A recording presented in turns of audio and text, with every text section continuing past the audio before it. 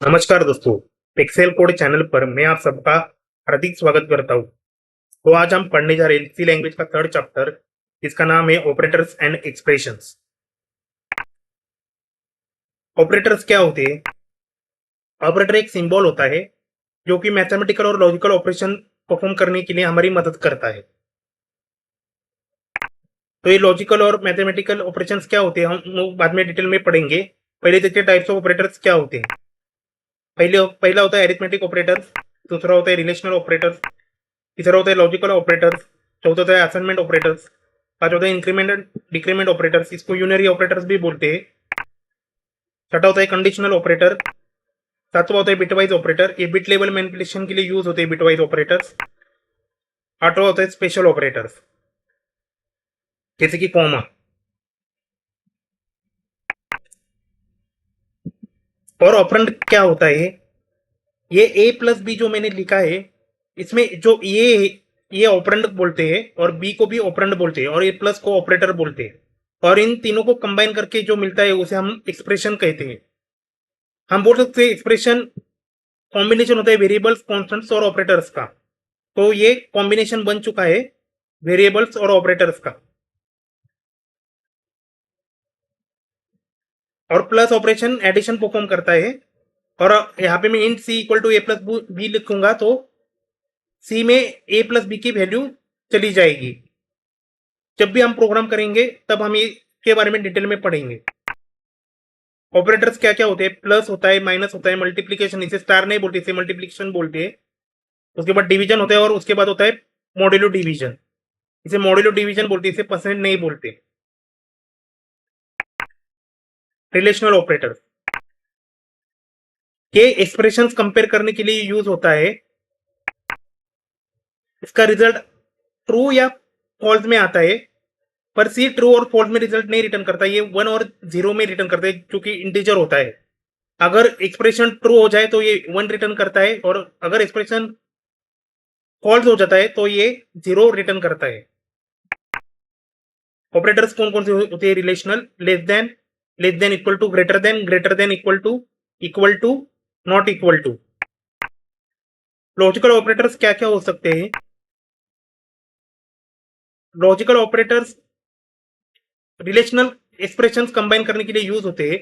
For example मैं बोलना चाहता हूँ कि एज 20 और 30 के बीच में मुझे 5% का सैलरी हाइक देना है, तो मैं ऐसे लिख सकता हूँ एज ग्रेटर देन और equal to 20 and age less than और इक्वल टू 30। तो हम देख सकते हैं कौन सी रेंज स्पेसिफाई करनी तो एंड यूज करते हैं। और भी यूज होता है, जैसे कि जब दोनों का वैल्यू फॉल्स हो जाए तो ये फॉल्स रिटर्न करता है, बाकी सब में ये ट्रू रिटर्न करता है। और लॉजिकल नॉट, जिसका अगर किसी एक्सप्रेशन का रिजल्ट ट्रू है पर हमें वो नहीं चाहिए होगा तो हम उसके आगे सिर्फ पहले नॉट लगा देंगे तो उसका पूरा मीनिंग चेंज हो जाएगा। मतलब अगर ये वन रिटर्न कर रहा होगा तो नॉट वन जीरो हो जाएगा। असाइनमेंट ऑपरेटर्स, ये वैल्यू असाइन करने के लिए यूज होता है वेरिएबल में। फॉर एग्जाम्पल हम दे सकते हैं sum is equal to num one plus num two. हम देख sum equal to sum plus num one. देखिए कैसे नम वन में 20 असाइन हो रहा है। Shorthand assignment operators, sum is equal to sum plus num one, इसका मीनिंग यही होता है जो मैंने यहाँ पे लिखा है, sum is equal to sum plus num one. बस इसको शॉर्ट हैंड में लिखना होगा तो हम सिर्फ सम इक्वल टू प्लस और इक्वल टू नम वन लिख देते हैं। ये फुल फॉर्म इसका ये होता है, sum is equal to sum plus num one. तो अब हम देखेंगे इंक्रीमेंट और डिक्रीमेंट ऑपरेटर्स क्या होते हैं। इंक्रीमेंट ऑपरेटर एक ऐड कर देता है हमारे वेरिएबल में। फॉर एग्जांपल मेरे वेरिएबल में अगर वैल्यू स्टोर होगी integer number is equal to 2 और मैं नंबर प्लस प्लस कर दूंगा तो उसमें ऐड हो जाएगा 1। तो अभी नंबर में स्टोर होगा 3 क्योंकि पहले नंबर में स्टोर था 2। और अगर मैं माइनस माइनस यूज करूंगा तो एक सब्ट्रैक्ट 1 कर देगा। मतलब अगर मैं माइनस माइनस यूज करता हूं नंबर माइनस माइनस तो ये 2 से लेके वैल्यू माइनस कर देगा और 1 उसकी वैल्यू स्टोर हो जाएगी। तो देख सकते हैं हम इसको बोलते हैं प्री इंक्रीमेंट ऑपरेटर और इसको बोलते हैं पोस्ट इंक्रीमेंट ऑपरेटर। इसको बोलते हैं प्री डिक्रीमेंट ऑपरेटर और इसको बोलते हैं पोस्ट डिक्रीमेंट ऑपरेटर। और हम देख सकते हैं यूनरी ऑपरेटर्स होते हैं तो इसमें एक ही ऑपरेंड होता है, मतलब यहाँ पे सिर्फ ए ही लिखा हूं मैंने, इसमें यहाँ पे दो ऑपरेंड नहीं होते, यहाँ पे एक ही ऑपरेंड होता है, इसलिए इसको यूनरी ऑपरेटर्स भी कहते हैं। Suppose a is equal to 10 है और मैं यहाँ पे लिखता हूँ b equal to plus plus a, तो यहाँ पे एक की वैल्यू एक से इंक्रीमेंट हो जाएगी, तो इसमें ए में 11 स्टोर हो जाएंगे और बी में 11 असाइन हो जाएंगे। अगर ए में 10 होगा और बी में मैं ए प्लस प्लस करूंगा, प्लस प्लस ए मतलब प्री इंक्रीमेंट किया, तो दोनों की वैल्यू 11 11 हो गई। पर ए प्लस प्लस में पहले वैल्यू बी की 10 असाइन हो जाएगी, ए की वैल्यू जो कि 10 होती है वो डायरेक्ट बी में असाइन हो जाएगी और फिर ए इक्वल टू ए प्लस 1 हो जाएगा और फाइनली हमें ए इक्वल टू 11 मिल जाएगा। पर बी में 10 ही होगा, तो इन दोनों ऑपरेटर में थोड़ा सा डिफरेंस होता है, इसको प्री इंक्रीमेंट बोलते हैं और इसको पोस्ट इंक्रीमेंट बोलते हैं। तो इनमें थोड़ा सा एक डिफरेंस होता है कि ये पहले असाइन कर देता है पोस्ट डिक्रीमेंट और फिर इंक्रीमेंट करता है, पर ये पहले इंक्रीमेंट करता है फिर असाइन करता है। कंडीशनल ऑपरेटर तो हम देख सकते हैं पहले एक्सप्रेशन 1 होता है, उसके बाद क्वेश्चन मार्क होता है, फिर एक्सप्रेशन 2 होता है और फिर एक्सप्रेशन 3 होता है, सेम कॉलन्स एक्सप्रेशन 3 होता है। एक्सप्रेशन 1 इज इवेल्युएटेड फर्स्ट, मतलब एक्सप्रेशन 1 पहले इवेल्युएट होता है और अगर रिजल्ट 1 होगा तो एक्सप्रेशन 2 इवेल्युएट होता है और वही एक पूरे एक्सप्रेशन की वैल्यू बन जाता है। और अगर एक्सप्रेशन 1 फॉल्स होता है तो एक्सप्रेशन 3 इवेल्युएटेड होता है और वही पूरे एक्सप्रेशन की वैल्यू बन जाता है। इसके बारे में हम एक प्रोग्राम करके पढ़ेंगे। अभी हम देख सकते हैं a इक्वल टू 10 है और b इज इक्वल टू 20 है, तो answer a greater than b है क्या? 10 ग्रेटर देन 20 है क्या? तो 10 ग्रेटर देन 20 नहीं है, तो आंसर में सीधा b की वैल्यू चली जाएगी जो कि होगी 20। बिटवाइज ऑपरेटर्स ये बिट लेवल मैनिपुलेशन के लिए यूज होते हैं, फॉर एग्जाम्पल लॉजिकल एंड और बिटवाइज एक्सक्लूसिव और शिफ्ट लेफ्ट शिफ्ट राइट।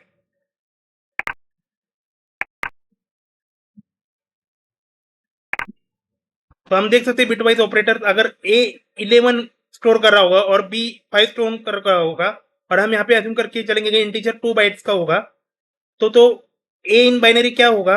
11 की वैल्यू होगी जो होगी 1011 और बाकी सब में 000 से फिल हो जाएगी क्योंकि ये 2 बाइट्स का है, मतलब 16 बिट्स का है ये। ए की पूरी वैल्यू 16 बिट में स्टोर करेंगे तो ए की वैल्यू होती है 1011, तो पहले 4 बिट्स लास्ट 4 बिट्स इसमें भर जाएंगे और जो पहले के 12 बिट्स है वो 0 से भर जाएंगे। और बी इन बाइनरी होता है 101 जो कि 5 की वैल्यू होती है, तो बाकी सब 13 बिट्स 0 से फिल हो जाएंगे और लास्ट 3 बिट 101 से फिल हो जाएगी, मतलब ये 5 होगा। अगर हम ए एंड बी करते हैं जिसका मतलब होता है कि 1 एंड 1 मतलब ट्रू और ट्रू जिसकी वैल्यू होती है ट्रू, 1 एंड 0 तो हम जानते हैं एंड जब भी हम करते हैं तो true true true result return करता है, तो 1 1 1 रिजल्ट करेगा, बाकी सब में फॉल्स आएगा क्योंकि यहाँ पे कहीं पे भी दोनों जगहों पर 1 नहीं है, तो इसलिए 0 आ जाएगा। और ए एंड बी की वैल्यू यहाँ पे 1 आ चुका है तो इसका मतलब ये कि ये 1 को रिप्रेजेंट कर रहा है, 1 की बाइनरी में वैल्यू होती है 1। और करेंगे तो हम देख सकते हैं कि फॉल्स फॉल्स पे फॉल्स हो जाएगा, बाकी सब जगह पे ट्रू हो जाएगा। तो यहाँ पे फॉल्स फॉल्स की कौन सी भी पेयर हमें दिख रही नहीं है, तो सभी जगह पे ट्रू हो जाएगा जो कि 15 की वैल्यू दर्शाता है। तो वह हम देख सकते हैं ए एक्सक्लूसिव बी लिखा हुआ है यहाँ पे, तो वन एक्सक्लूसिव वन पे हमें 0 रिटर्न होगा, और बाकी सब ऑड पेयर से तो हमें वहाँ पे 1 रिटर्न होगा। जब भी सेम पेयर होगी तो हमें 0 रिटर्न होगा। तो ये 111014 की वैल्यू दर्शाता है। शिफ्ट ऑपरेटर्स कैसे वर्क करते हैं? तो अगर सपोज 5 बाइनरी में 101 है और मैं ए लेफ्ट शिफ्ट 3 करता हूं,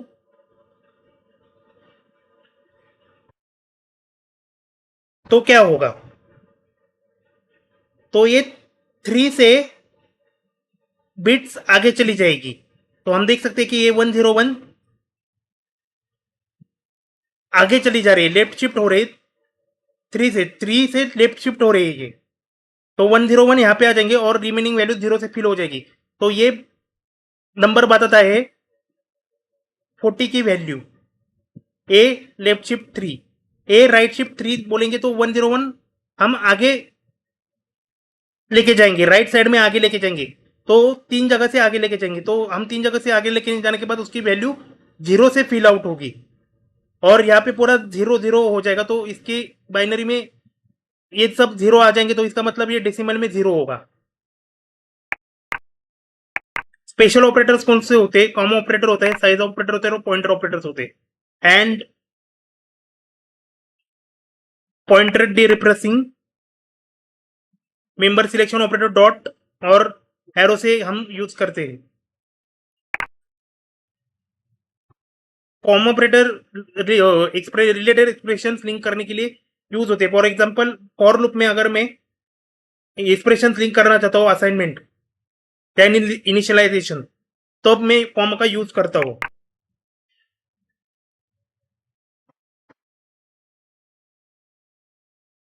हम देख सकते हैं result equal to A equals to 10, B equals to 20, A plus B. तो ये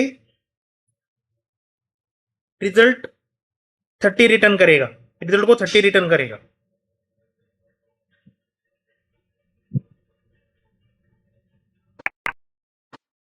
और उसमें भी हम इसका यूज कर सकते हैं। ये देखिए यहाँ पे कॉमा मैंने लिखा हुआ है। इन वाइल लूप में भी हम लोग इसका यूज कर सकते हैं। और open size of number of bytes operand occupies करता है और ये रिटर्न करता है। फॉर एग्जांपल मैं अगर साइज ऑफ इंट लिखूंगा तो ये मुझे 2 बाइट्स रिटर्न करेगा। मैं size of long int right करूंगा यहाँ पे तो ये 4 बाइट्स रिटर्न करेगा, 4 नंबर रिटर्न करेगा। तो अब हम देखेंगे प्रेसिडेंस और एसोसिएटिविटी ऑफ ऑपरेटर्स क्या होता है। प्रेसिडेंस यानी कि वो कौन सी ऑर्डर में इवेल्युएट होंगे, और एसोसिएटिविटी तब काम में आती है जब उन ऑपरेटर्स के बीच में टाई हो जाती है, मतलब वो एक ही लेवल के हो जाते हैं, तब हम एसोसिएटिविटी यूज करते हैं। फॉर एग्जांपल इन सब ऑपरेटर्स जो लेवल 1 के function call array element reference pointer to structure member reference structure member reference, इसकी होती है लेफ्ट टू राइट। फिर लेवल 2 के ऑपरेटर्स होते हैं जिसमें कि यूनरी ऑपरेटर्स होते हैं, जिनका होता है minus plus increment decrement logical negation one's complement pointer reference address size of और टाइप कास्ट। तो इनकी होती है राइट टू लेफ्ट। फिर होता है modulo division division multiply arithmetic operators addition subtraction, ये सब अरिथमेटिक ऑपरेटर्स होते हैं तो इनकी होती है लेफ्ट टू राइट। फिर शिफ्ट ऑपरेटर्स होते हैं जिनकी होती है लेफ्ट शिफ्ट का होता है लेफ्ट टू राइट और राइट शिफ्ट का होता है लेफ्ट टू राइट। फिर होता है रिलेशनल ऑपरेटर जिसका होता है less than equal to less than greater than equal to, इनकी होती है left to right. Equal to not equal to, इनकी होती है लेफ्ट टू राइट। फिर होता है बिटवाइज एंड बिटवाइज और इन सबकी होती है left to right left to right और लेफ्ट टू राइट। फिर होता है logical and logical or conditional, इन सबकी होती है लेफ्ट टू आर और असाइनमेंट की होती है राइट टू लेफ्ट। तो हम ध्यान में रखेंगे यूनरी और असाइनमेंट की राइट टू लेफ्ट होती है, इसका मतलब हम पहले राइट साइड को जाएंगे फिर लेफ्ट में आएंगे। बाकी सब में हमको पहले लेफ्ट साइड से राइट साइड तक जाना होता है। टाइप कन्वर्जन क्या होता है? इसके 2 प्रकार होते हैं और एक किसी एक डाटा टाइप को दूसरे डाटा टाइप कन्वर्ट करने के लिए मदद करता है टाइप कन्वर्जन। तो एक होता है इम्प्लिसिट या ऑटोमेटिक टाइप कन्वर्जन, ये कंपाइलर से ऑटोमेटिकली कर देता है। For example float average equal to 15, जबकि मैं जानता हूं कि एवरेज सिर्फ फ्लोटिंग पॉइंट वैल्यू होल्ड कर सकता है, क्योंकि इसका फ्लोट है तो ये डेसिमल पॉइंट वाले वैल्यू ही यूज स्टोर कर सकता है। फॉर एग्जाम्पल 15.32, 15.67 ऐसी वैल्यू स्टोर कर सकता है। पर जबकि मैं जानता हूँ ये इंटीजर कांस्टेंट में इसको दे रहा हूं, तो ये इसका टाइप ऑटोमेटिकली कन्वर्ट हो जाएगा फ्लोट में, जिसका होता है इंटीजर, पर इसका ऑटोमेटिकली फ्लोट में कन्वर्ट हो जाएगा। तो हम देख सकते जब भी हम इसको प्रिंट करेंगे तो ये 15.00 देगा, ना कि 15 देगा, क्योंकि इसका डेटा टाइप फ्लोट है। ये फ्लोट में इंटीजर कांस्टेंट को ऑटोमेटिकली कन्वर्ट कर देता है हमारा कंपाइलर। दूसरा होता है मैन्युअल टाइप कन्वर्जन, जो कि एक्सप्लिसिट टाइप कन्वर्जन से भी जाना जाता है। तो ये एक्सप्लिसिट टाइप कन्वर्जन में हम पैरेंथेसिस यूज करते हैं। यहाँ पे एक्सप्लिसिट है, ब्रैकेट्स का यूज करते हैं और उसके अंदर डेटा टाइप लिख देते हैं। फॉर एग्जांपल डिवीजन है, जो कि इंटीजर डिवीजन है 21/5, इसका रिजल्ट 4 जैसे देखा जाए तो इसका रिजल्ट 4.2 आना चाहिए, पर ये इंटीजर डिवीजन होता है तो इसका रिजल्ट आता है 4। ये डेसिमल के आगे का कोई वैल्यू लेता नहीं है, क्योंकि ये इंटीजर डिवीजन होता है और उसको हम बाद में फ्लोट में कन्वर्ट करते हैं। तो ये 4.2 में ये पूरा एक्सप्रेशन हम टाइप कास्ट कर रहे हैं फ्लोट से, तो ये करेक्ट वैल्यू देगा। पर अगर हम इसको इंटीजर डिव से लिखते हैं तो ये सिर्फ 21/5 ये रिटर्न करेगा।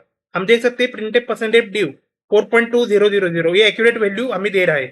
पर हम अगर इंटीजर डिव इक्वल टू 21/5 करेंगे तो ये सिर्फ 4 रिटर्न करेगा। ये चीज ध्यान में रखिएगा, प्रोग्राम करते टाइम हमें ये काम में आने वाली है। तो कन्वर्जन हायरार्की देख सकते हैं हम लोग, कैसे हम नीचे से ऊपर जा सकते हैं, जैसे कि ऑटोमेटिक कन्वर्जन होता है, पर ऊपर से नीचे आना होगा तो हमें एक्सप्लिसिट टाइप कन्वर्जन यूज करना पड़ता है। स्टेटमेंट्स क्या क्या होती है, ये प्रोग्राम का पार्ट होती है। हम स्टेटमेंट्स को इंस्ट्रक्शन के नाम से भी जाना जाता है। कभी कभी हम इसको इंस्ट्रक्शंस भी बोलते हैं। ये एक्सप्रेशंस और ऑपरेटर्स का कॉम्बिनेशन होता है। स्टेटमेंट्स कौन कौन सी हो सकती है, नल स्टेटमेंट होती है, जो कि सिर्फ सेमीकोलन से डिनोट की जाती है। फिर एक्सप्रेशन स्टेटमेंट होती है, फॉर एग्जांपल a = 5, तो ये पूरा एक्सप्रेशन है, और ऐड a = b इस comma b in the bracket, तो ये सब एक्सप्रेशन स्टेटमेंट है। जब भी मैं फंक्शन पढ़ाऊंगा तो इसके बारे में डिटेल में बताऊंगा। फिर कंपाउंड स्टेटमेंट होती है, जिसके अंदर हम बहुत सारे कम स्टेटमेंट्स लिखते हैं और इनको कलेक्ट करने का काम ये कंपाउंड स्टेटमेंट करती है। फिर होता है selection statement, if else switch, ये सब सिलेक्शन स्टेटमेंट होती है। फिर होता है इटरेशन स्टेटमेंट, जिसको वाइल, डू वाइल, फॉर भी बोलते हैं। उसके बाद जंप स्टेटमेंट होती है, go to, continue, break, return. Label statement भी होती है। तो प्लीज पिक्सेल कोड चैनल को लाइक, शेयर और सब्सक्राइब करना मत भूलिएगा। धन्यवाद।